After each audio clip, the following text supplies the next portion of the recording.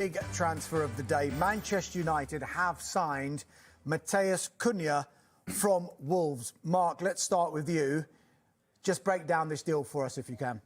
Evening. It's like being the first day at school, isn't it? Great to see you both. Yeah, big news today for Manchester United fans. Obviously, disappointment in the Europa League final. They miss out on a load of cash, but they have got a player through the door. We've got a complete agreement between Manchester United and Wolves worth £62.5 million, which is payable in 3 instalments. This is subject to a visa and confirmation of registration. I think the key thing with this is the Brazil international wanted Manchester United. He's been making all of the right noises over the course of the last few weeks and months that his destination for him was Old Trafford and only Old Trafford. And this is a player that scored 33 goals in 92 appearances for Wolves and becomes Ruben Amorim's first signing of what is going to be a key summer for Manchester United. Yeah, interesting you should say that Cunha desperately wanted Manchester United.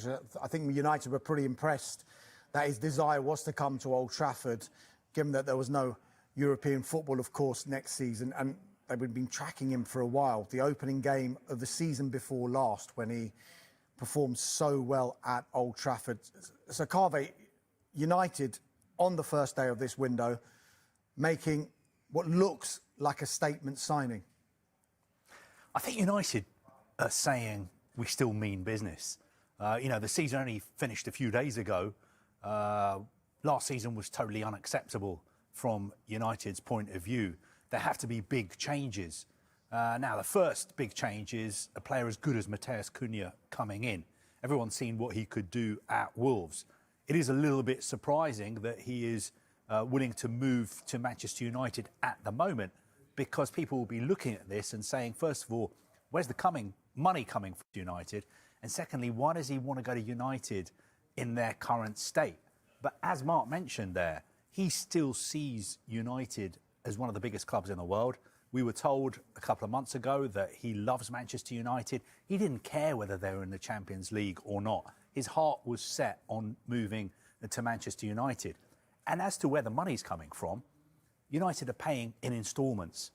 This release clause in the new contract that Cunha signed in January stated that he could leave if somebody paid £62.5 million in 3 instalments over 2 years. Now, last week, United got in touch with Wolves and said, can we pay this £62.5 million in 5 instalments? Wolves said, absolutely not.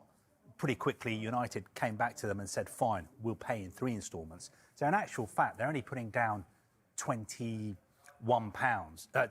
million. That'd be good. That would be good. £21 million at the moment, with 2 more instalments of around £21 million. So for a club as big and rich as Manchester United, it is an affordable deal. Although I hear what people are saying about United having FFP, PSR concerns and the finances not being as good as they used to be in the old days. Mark touched on it there about what Matheus Cunha can bring to Manchester United. If we can just look at some of the stats from last season, you can see exactly why Manchester United were desperate to sign Cunha.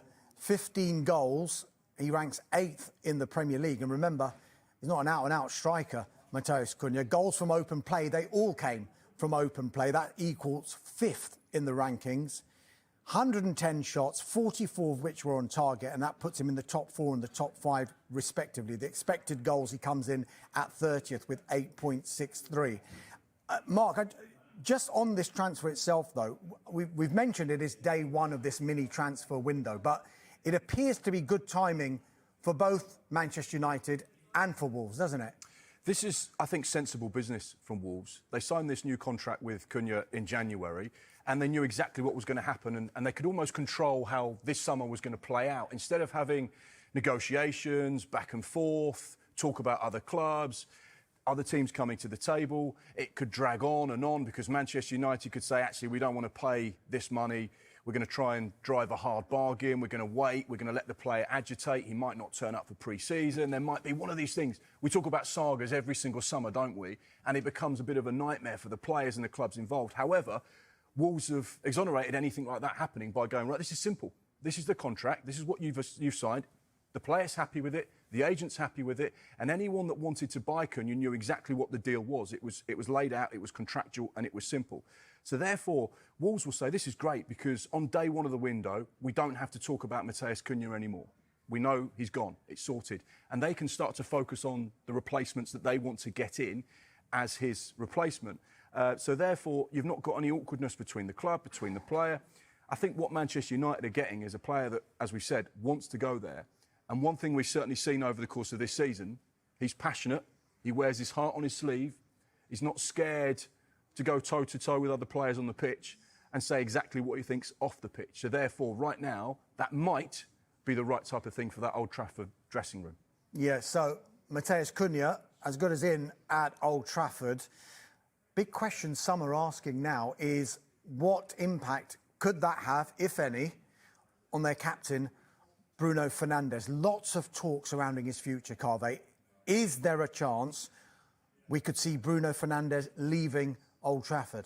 I think if it happens, it'll happen this week because Al Hilal are very keen to sign him. They're willing to pay up to £100 million.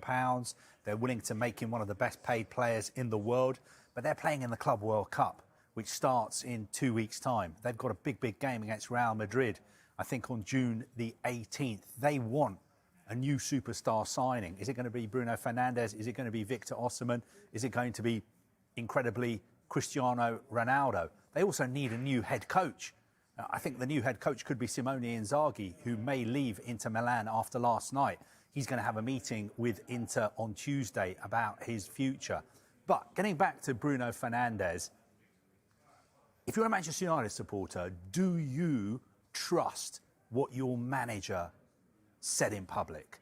Because I think on Friday, it'll probably be the last time we hear from Ruben Amorim for a while. He was very clear.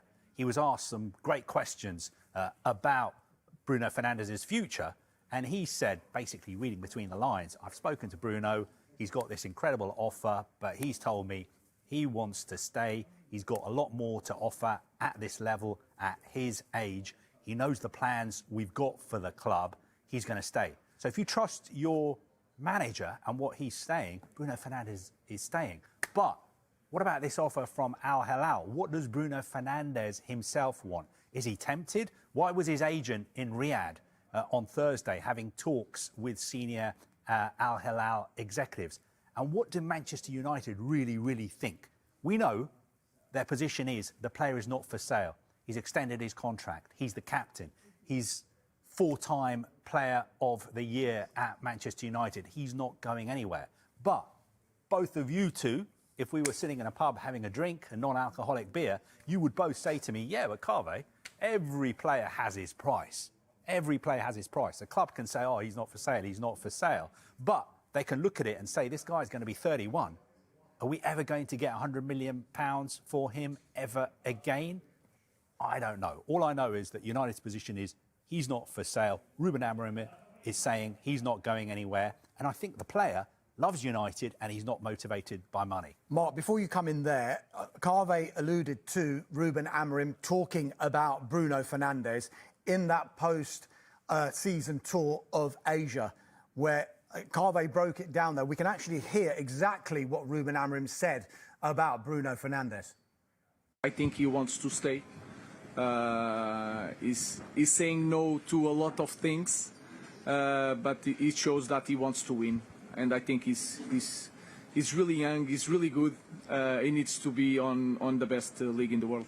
Of course, I'm the manager, I'm the coach, but sometimes he's the decision manager. I'm the coach of the player. Of course, I talk with him, I explain things, and I just have that feeling.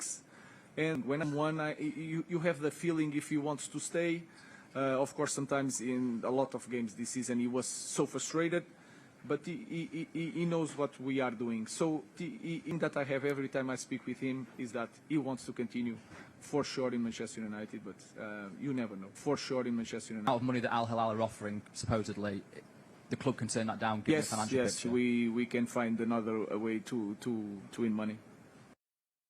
Yeah, interesting quotes there from the Manchester United head coach, Ruben Amorim. He says he wants Bruno Fernandes to stay. He believes Bruno Fernandes will stay, and you can see why he would want his captain to stay. Have a look at some of these stats that Bruno Fernandes is compared to the other players in the Premier League. Most chances created In 57 games, he's created 158 chances for Manchester United in the Premier League. Yes, he has played more games than the others, but he is by far and away clear of the next man in line there, Mohamed Salah, who's got 107 from just 5 games fewer. But 158 chances created in 57 games. You can see why on the pitch, perhaps they can't afford to do without Bruno Fernandes, Mark.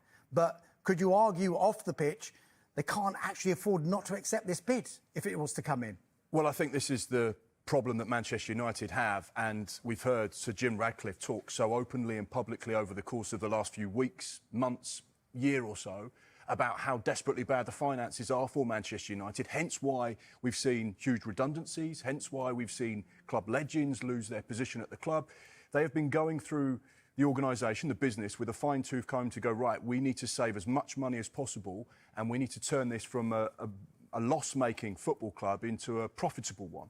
So therefore, all of those noises would lead you to think, well, actually, they're actually looking at things off the pitch at the moment. They need to get financially their house in order before they start to invest in the team. And therefore, when you get this kind of money potentially on the table, should Al Hilal move to get Bruno Fernandes, it might be hard for Manchester United to say, actually, no, we're going to stick with Bruno. He's a part of our footballing philosophy. On the pitch, we need him. That goes against the noises that have come out. I think the way that Manchester United play this with regards to a PR perspective is going to be key, because ultimately every player has his price, as Carve said. They'll want to be seen publicly. We don't want to sell any of our best players, particularly our captain. But actually, they might say, well, this is really good money. Only once in footballing history has a player over the age of 30 moved for more than £100 million. That was Cristiano Ronaldo from Real Madrid to Juventus. So this would be unprecedented money for someone of his age. And I think this potential sale would split the fan base. I think there'd be 50% of United fans that will say, no, that age, good money, time to see him go. And then the other 50% will say, this is a disaster. This is not what this club's about. He, based on those figures, is someone that we need to keep at this football club in the most difficult of times. If he's going to go, who's going to be left at Manchester United? Attacking players. I mean, Jadon Sancho's going. Anthony's going. Marcus Rashford is going. Alejandro Garnacho is probably going. Question marks over the future of Rasmus Højlund. Who's going to be left to play with Matheus Cunha? It's funny you mentioned that, actually, Carve, because you've teased what we're going to talk about Manchester United later on in the show, where we'll be talking about some of those attacking players, Garnacho, Rashford, Sancho, Anthony, and maybe even Kobbie Mainoo, which is a bit of a worry for some Manchester United fans if a bid was to come in for him, what United would do. Just before we go to the break, Carve, just reiterate, I know you've spoken about this about 45 times in the lead up to this opening of this mini window, but it is June the 1st. Just explain why the window is open at the moment. The reason is FIFA's decided to have this new competition, which starts in 2 weeks' time in America. It's basically a World Cup, but instead of countries, it's a World Cup for clubs. Starts June the 15th, finishes July. Manchester United have reached an agreement with Wolves to sign Matheus Cunha. The Brazil forward has been in Manchester over the weekend to put the finishing touches to his move to Old Trafford, which is subject to a visa and registration. The 26-year-old, who has won 13 senior caps for Brazil, scored 18 goals in all competitions last season. United had sought to negotiate with Wolves over the terms of Cunha's deal, but last week met his £62.5 million release clause and were given permission to start a medical. It is believed the former Atletico Madrid forward has agreed a 5-year deal. A club statement read, Manchester United has reached agreement with Wolverhampton Wanderers for the signing of Matheus Cunha.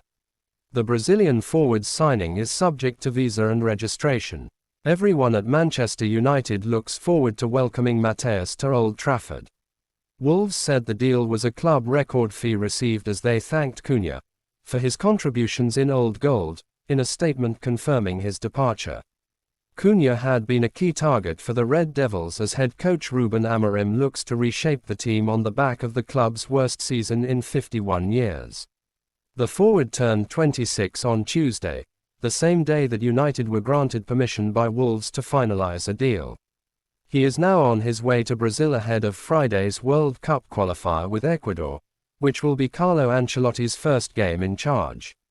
Brentford's Brian Mbeumo and Ipswich striker Liam Delap are among other players of interest to United, but business has been made harder by the fact they failed to qualify for the Champions League, worth an estimated £100 million.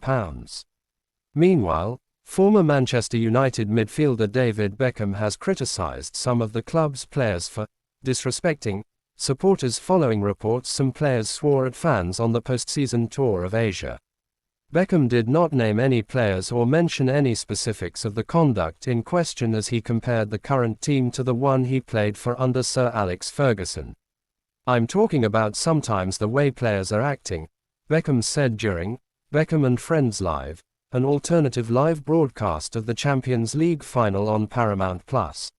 "You have to represent the badge and that's what it's about, and I've seen a lot of things where players are not acting in the right manner.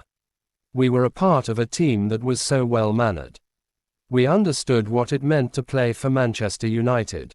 We understood what the badge meant. Wherever we travelled, whether it was in Europe, whether it was in Asia, you respected the fans. You respect the fans. You respect the fact that they're turning up, paying money and wanting you to sign and take pictures.